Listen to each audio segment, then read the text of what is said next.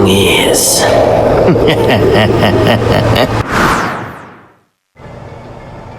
Nay, ba't parang mas konti na naman ang nakuha nating bote ngayon? Pakiramdam ko, kahit buong umaga po tayong umikot sa lahat ng eskinita dito, wala pa rin po tayong sapat para makabili ng bigas. Mamaya ang naiisip ko pa nga, hanggang kailan ba tayo ganito? Ay, anak, pasensya ka na Maya iha. Alam kong pagod ka na pero ito lang ang alam kong paraan para mabuhay tayo. Kaya kahit mahirap, iniisip ko na ang lahat ay okay lamang basta't magkasama tayo. Kakayanin natin kahit gutom pa tayo, gabi-gabi. Sa maliit na barong-barong na halos butas ang bubong, doon nagsisimula ang storya ni Linda at Maya. Mag-ina silang umaasa sa bote at plastik na pinupulot sa kalsada. Isang araw-araw na laban na hindi naman talaga nila pinili, pero pinilit nilang tinanggap para lang mabuhay. Kapag umuulan, tumutulo ang tubig sa sahig. Kapag umaaraw, kumakalaman tiyan. Pero sa kabila ng lahat, hindi napuputol ang pag-asa nilang baka bukas, baka mamaya, kahit konti, ay gagaan din ang kanilang buhay. Nay, narinig mo ba yung sinabi ni Aling Tersing kagabi tungkol sa aswang? Sabi niya, nakita raw niya yung anino sa puno. Baka totoo yun. O, baka naman nananakot lang siya sa mga bata. Ay, naku anak. Maya, huwag mong intindihin ang mga kwento nilang ganyan. Puro takutan lamang yan. Tuwing gabi nga naglalagay na ako ng bawang para sigurado tayo. Kahit papano may proteksyon. Sa bawat gabi, may ihip ng hangin na nagdadala ng mga bulong. Mga kwento tungkol sa aswang. Sinasabing nag-aanyong tao raw sila sa umaga, pero nagiging halimaw sa dilim. Ang mga kapitbahay, mahilig magsalaysay ng mga aninong gumagapang. Humahakbang na parang hindi tao. Mga matang nagliliwanag sa likod ng makapal na labi. Si Linda, hindi niya pinapaniwalaan ang mga yon. Pero hindi rin siya kampante. Kaya kahit papano, may bawang sa bintana at sa ilalim ng papag nila. Sa gitna ng gutom at pagod, may kumatok sa kanilang kaunting tahanan. Isang punit na sobre. May sulat na parang milagro. Nay, anong nakasulat dyan? Ba't parang nakangiti ka bigla? Anak, may imbitasyon tayo. Naimbitahan tayo sa isang pista sa kabilang baryo. Sabi dito maraming pagkain at pwedeng mag-uwi ng natirang bote. At mga pinagkainang pwede nating ibenta. Yun ay para sa junk shop. At doon, kumislap ang unang pag-asa na matagal na nilang hindi nararamdaman. Isang fiesta, isang araw na may pagkain, isang araw na hindi nila maisip ang hapdi ng gutom. Para kay Linda, yun ay parang biyayang hindi nila inaasahan. Hindi nila alam, yun ding imbitasyon ang magbubukas ng pintuan sa isang bangungot na hindi nila malilimutan. Sa pag-asang makakain ng marami, hindi nila alam na may ibang nilalang na sabik sa kanila. Hindi sa pagkain, kundi sa lamang tao. Isang araw na puno ng gutom, pag-asa at mga kwentong hindi pa nila alam na magiging totoo. Hoy, Linda! Maya, sumampa na kayo dito sa ibabaw ng truck. Medyo maalon ang daan pero mabilis lang tayo makakarating sa baryo. At sigurado kung magugustuhan niyo ang piyesta doon. Maraming pagkain at mas marami pang bote na pwede niyong makuha. Talaga Kuya Mateo? Ang saya naman ito. Pag talagang maraming ang bote, parang literal na nakaupo tayo sa kayamanan. Kasi bawat bote, may katumbas na konting pera kahit paano. Makakabili kami ng bigas. Yes! At sa ibabaw ng lumang truck na puno ng bote, nagsimula ang paglalakbay ni Linda, Maya at Mateo. Umangat-angat ang truck sa lubak-lubak, pero masayang usapan. Para sa mag-ina, bihirang pagkakataon ng ganitong biyahe. Bago, maliwanag, may pangakong makakain at kikita kahit kaunti. Alam nyo, mga anak, pag sumama kayo sa gantong lakad, maganda kabisado nyo rin yung mga kwento ng mga matatanda. Lalo na kung tungkol sa mga aswang. Kasi hindi lang iisa yung itsura nila. Iba-iba sila. Parang buong klase ng nilalang na kayang magpalit ng anyo para manghuli. At kung minsan, hindi mo malalaman na hindi sila tao hanggang sa gabi na. Ah, Kuya Mateo, grabe naman ang kwento mo. Parang pelikula ang peg, baka naman gawa-gawa lang yan ng mga matatanda para takutin ang mga bata. Hindi kaya totoo yan. Habang umaandar ang truck, kumakalansing ang mga bote at umiikot ang hangin na may dalang amoy ng lupa at araw. Pero sa pagitan ng tunog ng makina at ihip ng hangin, bumigat ang kwento ni Mateo. May lungkot at bigat sa boses ng matandang junk dealer. Parang may alam siyang hindi basta usapang kanto lamang. Hay, hindi biro yan. Maya, may mga aswang na nagiging aso o ibon kapag naghahanap ng biktima. Pero ang delikado, yung manananggal. Yun yung nahati sa bewang tapos lilipad na lamang gamit ang malalapad na bakpak. Parang paniki. At ang pinaka-kakilabot yung mga mahabang dila nito. Parang tubo na diretso sa siya ng buntis o sa dibdib ng bata. Kaya nga, sa mga baryo, takot na takot ang mga tao, lalo na kapag walang buwan. Ay, Mateo, totoo ba talaga yan? Bakit parang masyado namang detalyado ang pagkakasabi mo? Sumulyap si Mateo kay Linda at doon makikita mong hindi siya nagbibiro. Hey, Linda, narinig ko na yan mula pa nung bata pa ako galing sa mga matatanda. At may mga gabi noon na hindi kami pinapalabas ng bahay kasi may nawawalang hayop, may umiiyak na buntis, may mga ingay sa bubong. Kaya kahit hindi ka maniwala, mabuti na rin yung may dala kang bawang at asin pang kontra sa kanila. Sa tabi niya, tahimik na nakikinig si Linda. Hawak ang bag kung saan nakatago ang maliit na supot ng asin at bawang. Hindi man niya aminin, nanginginig ang mga kamay niya ng bahagya. Tila bumabalik ang mga kwento ng kabataan. Mga gabing pinagsasara ang bintana at tinitirikan ng kandila ang sulok ng bahay. Ay nako! Kuya Mateo, natatakot naman ako ng sobra. Ano ba yan? Pero hindi naman talaga ako naniniwala dyan eh. Tingnan mo na eh. Wala naman tayong nakikitang kakaiba. Puro puno lang, mga bundok, tapos fiesta pa ang pupuntahan natin. Hindi yan horror movie. Kasiyahan yan. Hay, Maya, huwag kang masyadong kampante dyan, iha. Anak, kaya nga ako nagdala ng bawang at asin. Hindi natin alam kung anong klaseng baryo ang pupuntahan natin. Habang papalapit sila sa baryo, mas nagiging masayang tanawin. May mga banderitas nakasabit sa kalsada. May tugtog na umaabot hanggang kalsada at tila walang panganib. Pero ang mga salitang binitawan ni Mateo nananatili sa hangin. Parang aninong hindi maalis. Ay, basta ang tandaan ninyo, kung saan kayo mapunta pag may narinig kayong kakaiba sa bubong o may aninong lumilipad, huwag niyong tingnan. Tumakbo kayo at siguraduhin niyo na may asin kayo sa bulsa. Kasi yun ang pinaka-ayaw nila. Sige po, Kuya Mateo. Ano ka ba? Para hindi ka nakabahan. May asin ako dito oh. Sa'yo na yung kalahati. Hindi naman tayo maubusan. Hindi pa nila alam ang mga kwentong ngayon tinatawanan nila. Mamaya ay magiging hiyaw at takot. Ang kalsadang puno ng bote at alikabok. Papunta pala sa isang gabing hindi nila malilimutan. Nay, tingnan mo ang daming banderitas. Ang daming pagkain.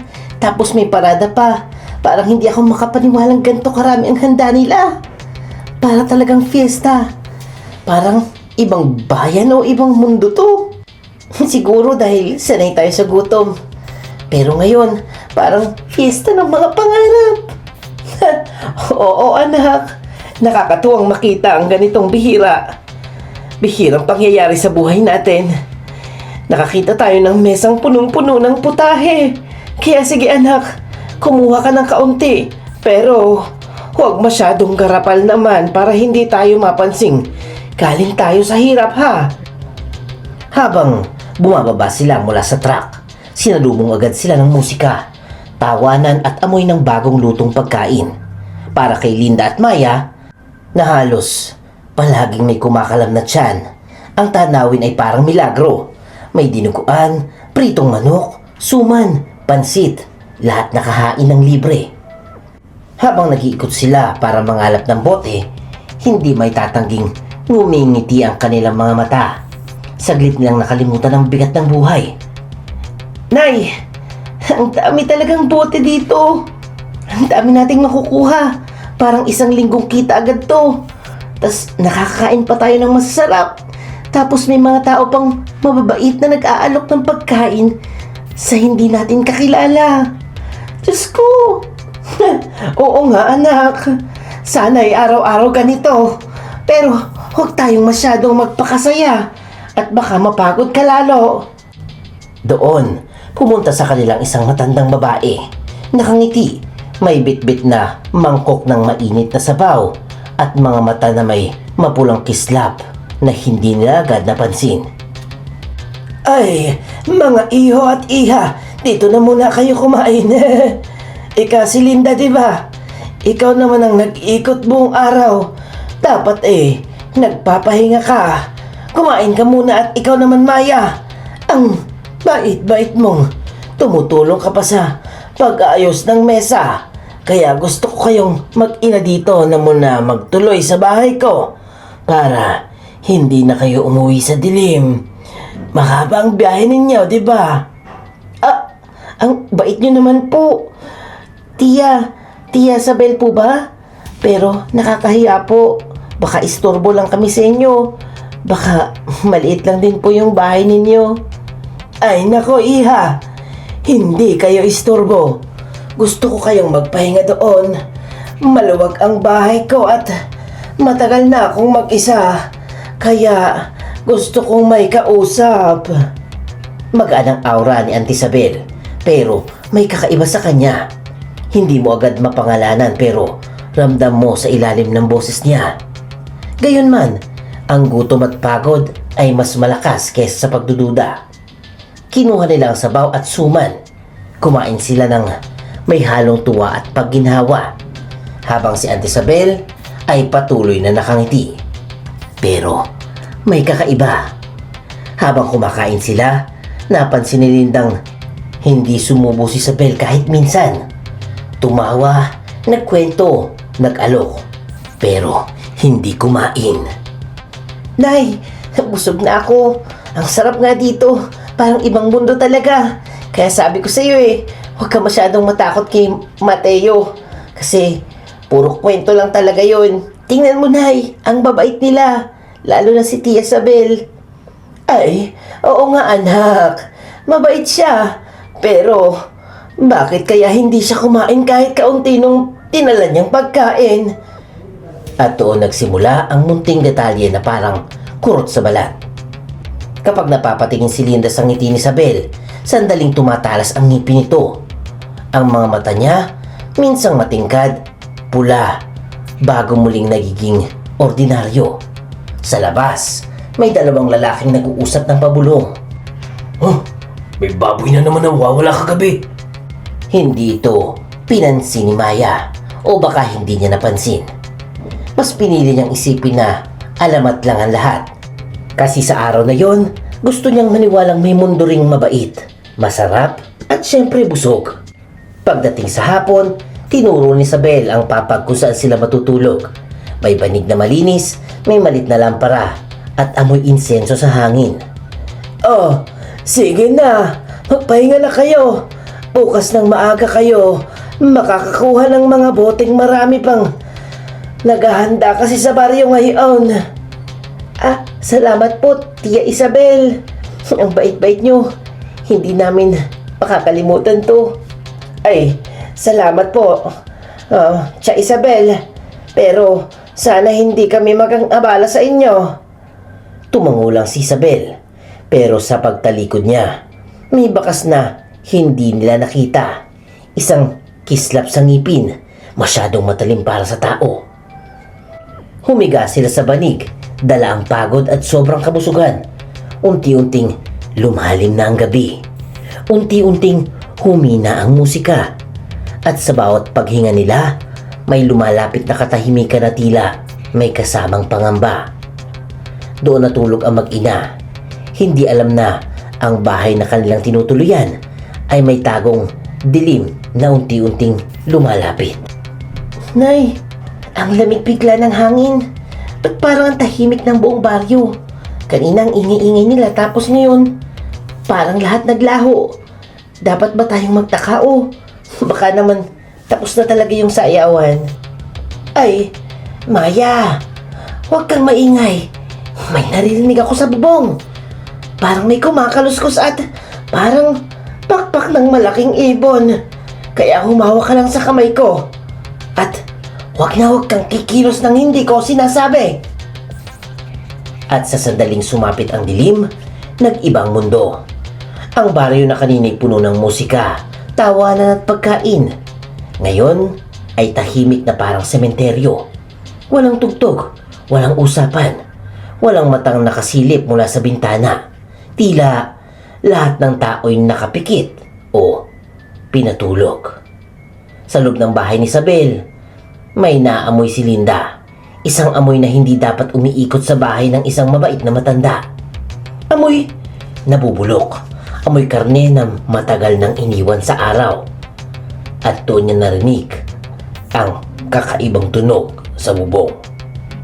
Ang pagkalmot mula sa bubong hanggang sa dingding. Kasunod doon, ang malinaw na pagaspas ng pakpak. Hindi pakpak ng manok, hindi pakpak ng paniki.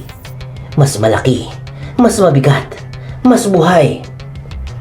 Maya, bumangon ka sandali, pero huwag kang gagawa ng kahit anong ingay.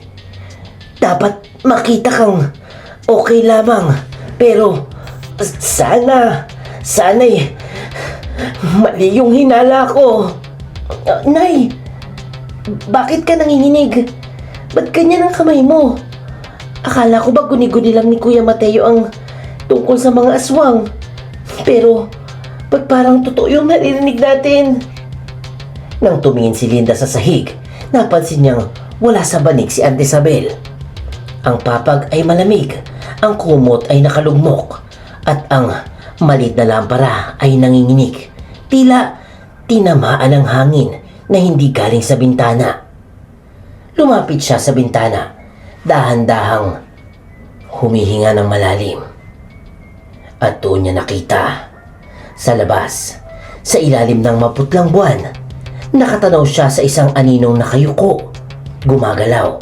Hindi to pang tao. Ang payat ng katawan ay nakatiklop, parang naniniko. Ang kamay humahaplos sa lupa, at mula sa bibig may lumalabas na mababang garalgal na bulong. Hindi yun si Isabel na nakangiti kanina. Diyos ko! Maya, tumingin ka pero handa ka ha?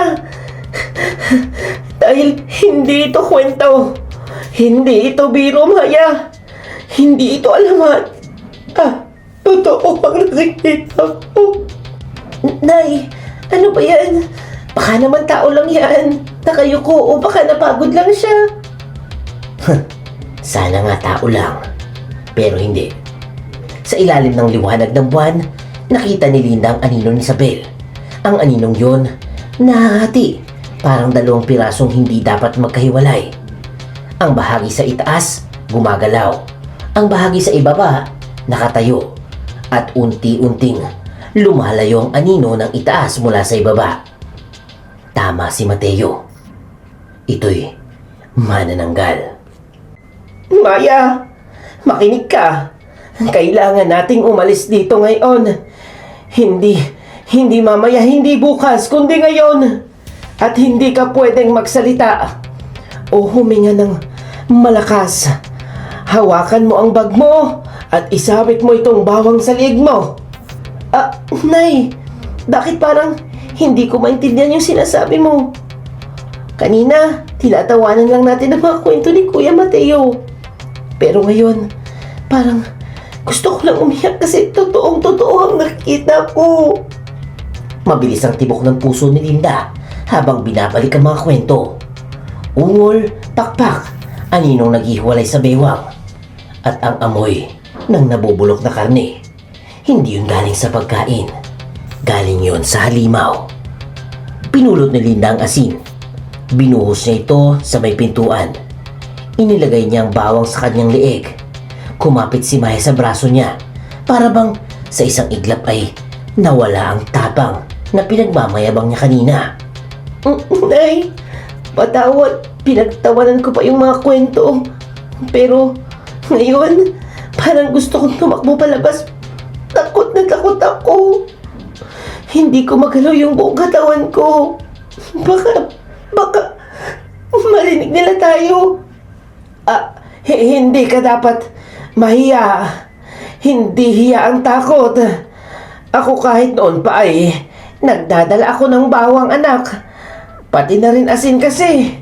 Hindi natin alam kung kailan nagiging totoo ang alamat. Sa labas, may humuni. Parang sigaw na hindi naman sigaw ng tao. Parang paghinga ng hayop. Parang halakhak. At kasunod noon, biglang paglipad ng kung anong may pakpak. Dumaan ito sa gilid ng bahay.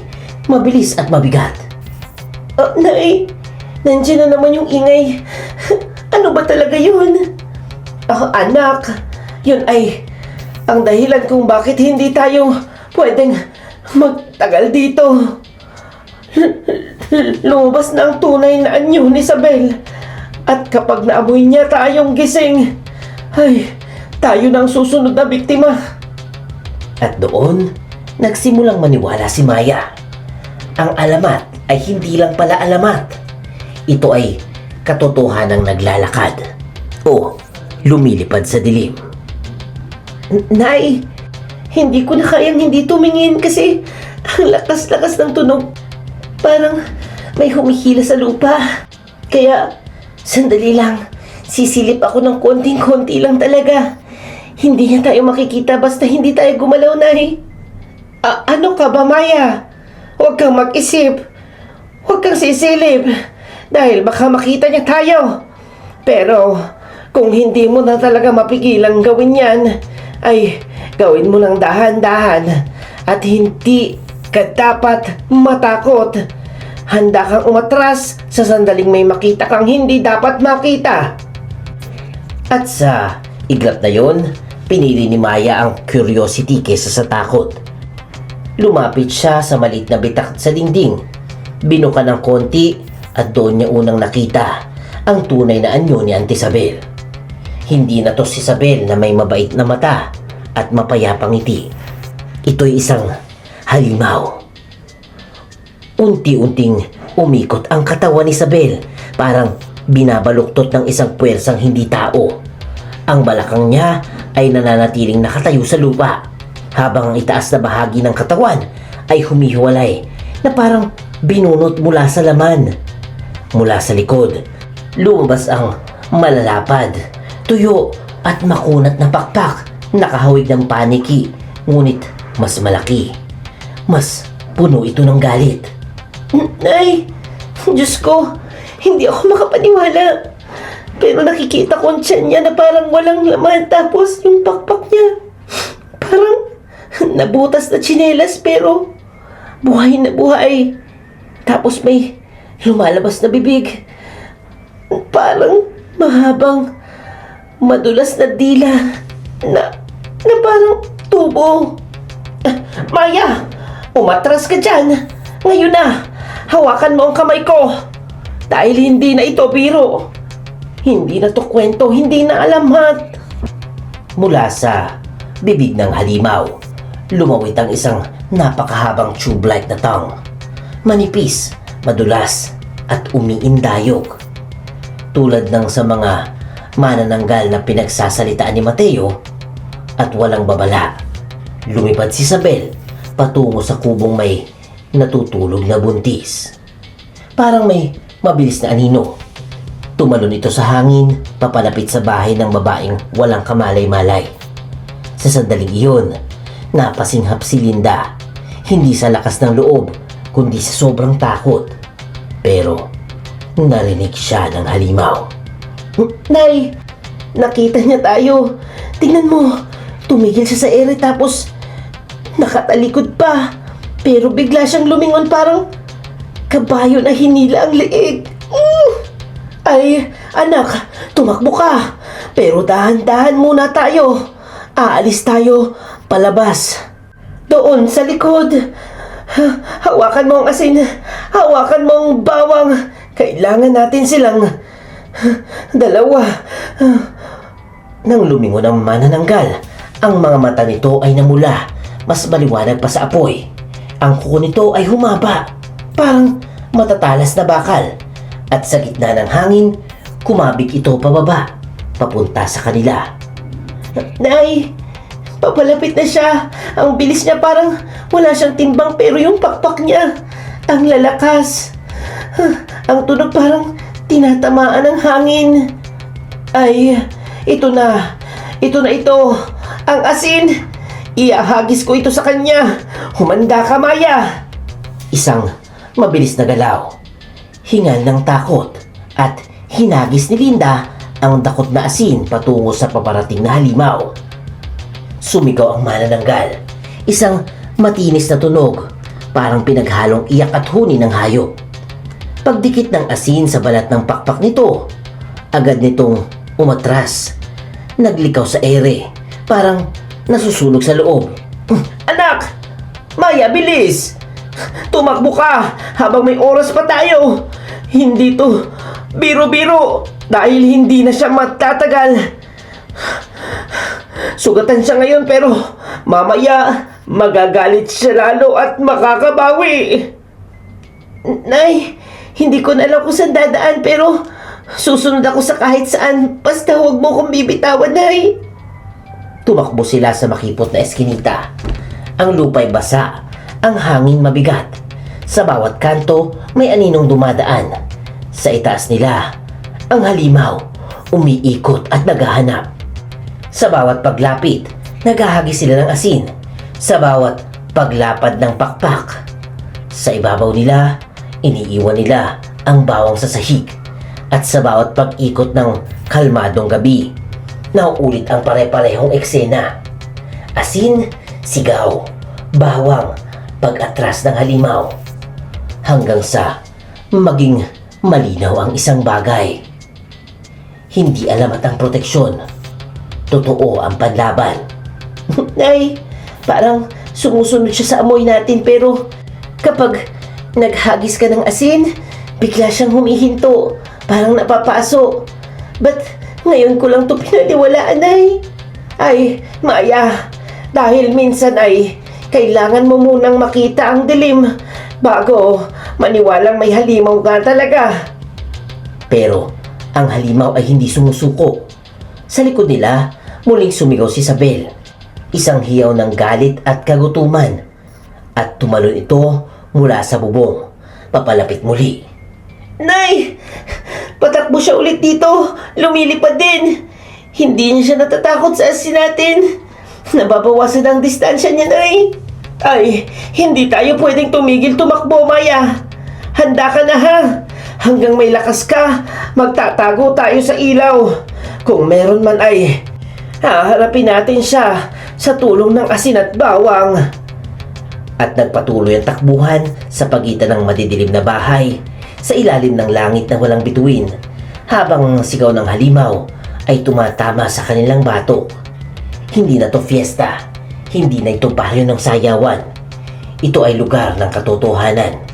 At ang katotohanang nakahabol sa kanila ay gutom, pakpak at dugo.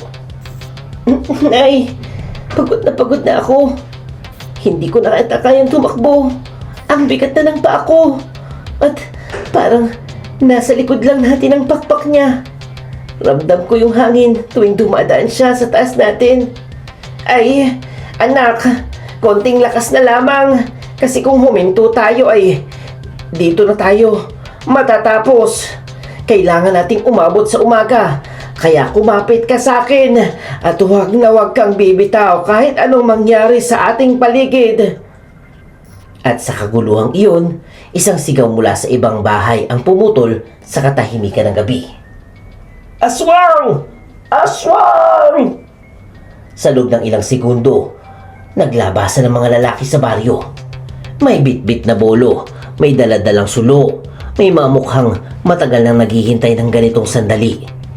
Ang mga sigaw ni Linda at Maya ay siyang napagising sa pinakatago-tago nilang hinala. At nang mapatingala sila, nakita nila ang hindi na dapat makita. Ang kalahating katawan ni Isabel, lumilipad, umiikot sa ere. Doon napasigaw ang isa sa mga lalaki, hindi dahil sa takot, kundi dahil sa galit at kumpirmasyon. Matagal na nilang nararamdaman na may nawawalang hayop. May buntis na nagkakasakit ng biglaan. May gabing may gumagapang sa bubong. Pero ngayon lang nila nakuha ang ebidensya. Isa sa mga laki ang sumigaw. Hanapin niyang ibabang katawan niya bago pa makabalik ang halimaw! Ay, bakit nila hinahanap yung ibabang katawan? Bakit hindi nila hinahabol yung lumilipad? Ay, anak, kapag manananggal, kailangan niyang bumalik sa ibabang katawan niya bago sumikat ang araw. Ay, kung hindi, mamamatay siya kapag hindi niya yun na-recover. Tapos, ang halimaw na yan. Nagtakbuhan ang mga lalaki.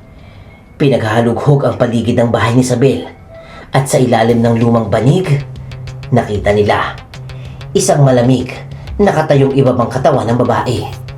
Walang ulo, walang dibdib, walang buhay, pero naghihintay. Isa sa mga lalaki ay agad kumuha ng asin. Ang isa naman ay may bitbit na abo. Ang isa, bawang. Sabay-sabay nilang kinalat, ipinahid, at inipon sa sugat ng katawan upang hindi na tumuling mabuo. Nay, ang tapang nila. Hindi sila natatakot pero ako nanginginig pa rin hanggang ngayon. Ang laki-laki ng pakpak niya kanina, Nay. Ay, Maya, hindi lahat ng takot ay dapat ikahiya. Anak, minsan ang takot ang nagliligtas sa tao. Sa itaas, umikot si Isabel, ang manananggal. At nang maramdaman niyang hindi na siya makakabalik sa ibabang katawan, nagsumigaw siya ng isang huling iyak na halos mabingi sina Linda at Maya. Isang iyak ng galit, isang iyak ng gutom, isang iyak ng pagkatalo. At pagkatapos, lumipad siya patungo sa dilim ng kagubatan. Desperado, marahas, wala ng direksyon. Ilang minuto pagkatapos niyang makalayo, nang hina siya sa hangin. Nawala ang ingay at tuluyang bumagsak ang mag-ina sa lupa. Hindi dahil ito nasaktan sila, kundi dahil sa sobrang takot at pagod na hindi na nila kinaya. Bumalik ang katahimikan, ngunit hindi na ito masaya. Tahimik ito na parang nilamon ng gabi. Pagsapit ng madaling araw, kumalat ang balita. May nakita silang isang pugot. Nagkakadurog na ang katawan na nahulog malapit sa palayan. Ang halimaw ay tuluyan ng napinsala. Hindi nakabalik, hindi nakaligtas. Ay, natapos na ba talaga yung ibig sabihin nito? Hindi na dapat siya babalik, diba, Nay? Ah, Maya, okay lang yun, anak. Oo, tapos na yan eh. Tapos na, pero hindi mawawala ang takot. Kasi hindi natin alam kung ilan pa ang kagaya niya sa mundo. Sa gitna ng tensyon, lumapit ang mga taga-baryo kina Linda at Maya. Hindi sila ang sinisisi, hindi sila tinaboy. Sa halip, binigyan sila ng bigas, isda, pagkain. Parang paghingi ng tawad o pasasalamat o parehong emosyon na hindi nila mapaliwanag. Ay, salamat sa inyo. Kundi dahil sa sigaw ninyo baka may mas masama pang nangyari sa amin ngayong gabi. Tugon ng isang taga-nayon. Bago pa man lumubog ang araw, nagpa siyang mag-ina na umalis. Mas mabuti nang bumalik sa sariling bayan kesa sa manatili sa lugar na puno ng pag-aalala at dugo at pakpak. Nay, gusto ko na po umuwi kahit pagod ako. Mas gusto ko na yung barong-barong natin kaysa dito. Kasi kahit konti lang ng pagkain natin doon, safe naman tayo. Hindi hinahabol ng halimaw. Ay, oo naman anak. Uuwi na tayo. At kalimutan natin ito. Kahit alam kong hindi na natin makakalimutan ang mukha niya. Habang naglalakad sila sa maalikabok na daan pa uwi, tila mas mainit ang araw. Parang sinasabing ligtas na sila. Pero sa puso ni Linda, may naiwan. Hindi ang takot sa halimaw, hindi ang ingay ng pakpak, kundi ang katotohanan. Ang kwento ng aswang, baka nga hindi lumang alamat lamang. Baka babala, at baka mas marami pa silang nagtatago bilang tao. Nay, ba't parang hindi ako makatulog gabi-gabi? Parang nararamdaman kong may humihila sa dibdib ko, tapos tuwing tumitingin ako sa buwan, parang gusto kong lumapit sa kanya. Hindi to alam kung bakit. Ano ba to? Ay anak, baka lamang pagod ka ay. Sa pinagdaanan natin ng pista, baka hindi ka pa nakakalimot. Kasi ngayon, hindi ko pa rin nakakalimutan yung pakpak ni Isabel at yung sigaw niya. Pero matatapos din ang takot na yan basta kasama mo ako. At pagkalipas ng ilang buwan, mula sa takot na kanilang binilisan, tinakasan, akala ni Linda ay bumabalik na ang normal sa buhay. Sa kanilang maliit na kubo, may bawang sa bintana, may asin sa sahig, may panalangin sa bawat gabi. Pero may nabago kay Maya. Hindi na siya batang mabilis tumawa. Hindi na siya ang batang mahilig magkwento. May layo na ang tingin niya. May bigat ang bawat hinga. Tuwing gabi, nakikita ni Linda si Maya na nakaupo sa labas. Tahimik lamang, nakatingala sa buwan. Parang may sinusubukang alalahanin na hindi naman dapat maalala. Isang gabi, mas kakaibang kilos ng bata. Oh Maya, bakit parang naglalakad ka sa dilim na hindi mo ako tinatawag, at bakit parang hindi mo ako naririnig kahit kausapin pa kita? Nay, hindi ko alam kung ano nangyayari sa akin, pero parang may gumigising sa loob ko. Parang may naguutos na gumalaw ako kahit ayoko. At natatakot ako. Lalo na pag gutom ako. Kasi hindi normal ang hinahanap ng sikmura ko. Napabangon si Linda sa ingay ng mga paa. Isang tunog na hindi niya inaasahang marinig sa gitna ng gabi. Nang lapitan niya ang anak, nakita niya si Maya. Nakatayo sa gitna ng dilim. Hindi gumagalaw. Nakabukas ang mga mata, pero walang buhay ang tingin. At bago pa niya malapitan, nangyari ang hindi niya kayang tanggapin. Nay, huwag ka sanang matakot, pero hindi ko na kayang pigilan kasi ang sakit na at hirap na akong huminga. Parang may gustong umalis sa loob ko. Anak, anong sinasabi mo? Lumapit ka sa akin para mahawakan kita. Huwag mo kong tatakutin ng ganyan. Biglang napayuko si Maya. Parang dinudurog ang katawan. Nagsimula siyang manginig. Ang mga buto niya ay parang gumagalaw sa ilalim ng balat. At sa harap mismo ng ina, unti-unting naghiwalay ang katawan niya. Isang pamilyar, nakakasukang tanawin. Parang eksena mula sa gabing tumatakbo sila para mabuhay. Ay, hindi! Hindi maaari, anak! Anong ginawa ng katawan mo? Bakit parang naghihiwalay ang bewang mo? Nay, patawad. Pero nararamdaman ko ito noon pa, simula ng pista. Simula ng kinain ko yung sabaw na binigay niya. Oh, nung nadaplisan ako nung tumatakbo tayo. Hindi ko alam, Nay. Hindi ko alam kung saan nanggaling, pero Nay, totoo ang sumpa at nasa akin na ang lahat. Mula sa likod ni Maya, tumubo ang maliliit ngunit matulis na pakpak. Hindi pa buo, hindi pa malakas, pero malinaw na hindi nakatawan ng tao. Si Linda naman, hindi makagalaw, hindi makaiyak, hindi makasigaw. Ang anak niyang niligtas mula sa halimaw, ngayon ay nagiging halimaw na rin. Nay, huwag kang lumapit. Baka masaktan kita. Hindi ko alam kung kaya ko pang kontrolin ang sarili ko. Ang gutom, hindi ko na alam kung tao pa ba ako, Nay. Maya, anak. Hindi kita iiwan kahit anong mangyari. Kahit mabali lahat ng buto ko, hahawakan ko pa rin ang kamay mo. Pero hindi na yon ang hiniling ni Maya. Sa halip, lumipad siya, dahan-dahan, parang bagong silang na nilalang na nag-aaral gumamit ng pakpak. Tumagos siya sa bubong ng kubo, iniwan ang ina sa mga luha at takot. Bago tuluyang umalis, bumaba siya ng kaunti, nag-iwan ng bulong na parang hangin. Nay, huwag mo kong sundan dahil baka ikaw pa yung kainin ko. Hindi ko alam kung gaano kalakas ang sumpa. Pero tandaan mo, mahal kita. Kahit maging anong nilalang pa ako. Pag-angat niya, sumama ang piraso ng pawid.